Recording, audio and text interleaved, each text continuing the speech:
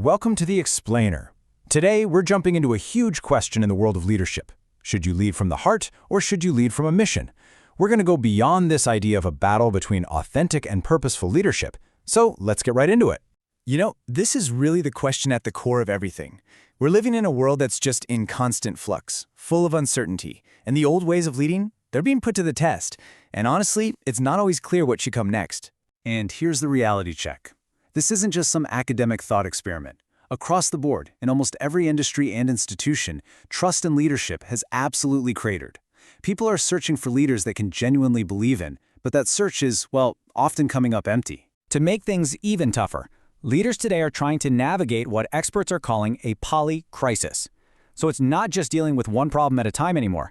It's about multiple overlapping global crises. Think climate change, economic chaos, tech blowing everything up, all hitting at once and actually making each other worse. It's a whole new level of complexity. This crazy environment has basically brought us to a major crossroads, and it's forcing us to completely rethink what it means to lead. Out of all this chaos, two really powerful leadership styles have kind of risen to the top, each one offering a path forward. On one hand, you've got authentic leadership, and on the other, purposeful leadership. And for a long time, it really felt like you had to pick a side.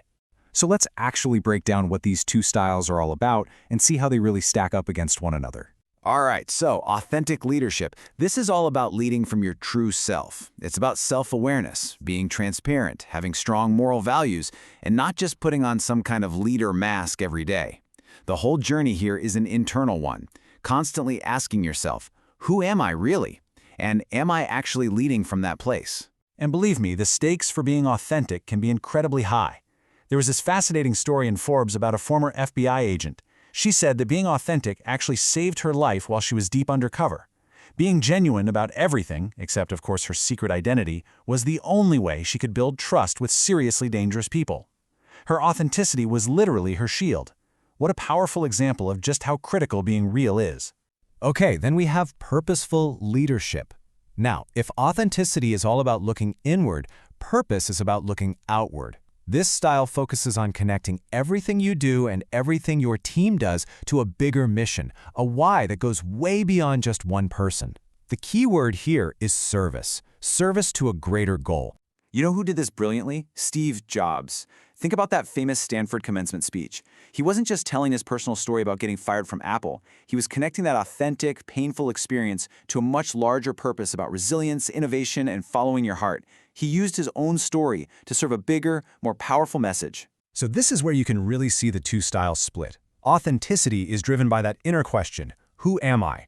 Which leads to a really transparent, grounded style of leadership. Purpose, on the other hand, asks the outer question, why am I here? And that creates a more visionary, forward-looking style. But honestly, the most important part of this whole chart is that bottom row, the risk. See, if you have authenticity without purpose, you can end up being pretty passive. You're very self-aware, but you don't actually do anything. And the flip side, all purpose but no authenticity? Well, that just comes across as hollow and fake, doesn't it? And right here, this is where everything starts to change. We've been framing this as a battle, right? As a choice. But what if that whole versus idea is the fundamental mistake? This is where we shift our thinking from a mindset of opposition to one of integration. And this is where the real magic happens. Because it turns out the most effective leaders, they don't choose. They don't see these as two separate things at all. They see them as two sides of the exact same coin. Your deep, authentic understanding of who you are, that's the fuel for your purpose. And having a clear purpose, well, that gives your authenticity direction and meaning. They need each other. Let's try a metaphor. Picture a leadership mandala. It all starts at the very center with your core authentic self.